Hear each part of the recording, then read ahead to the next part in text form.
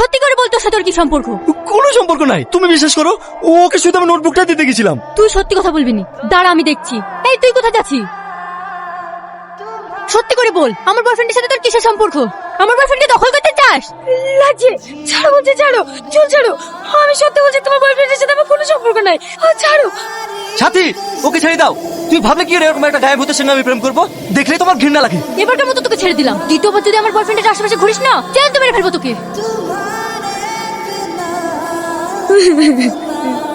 সালমা, আর কাঁদিসনি, সব কথা সব ভুলে যা।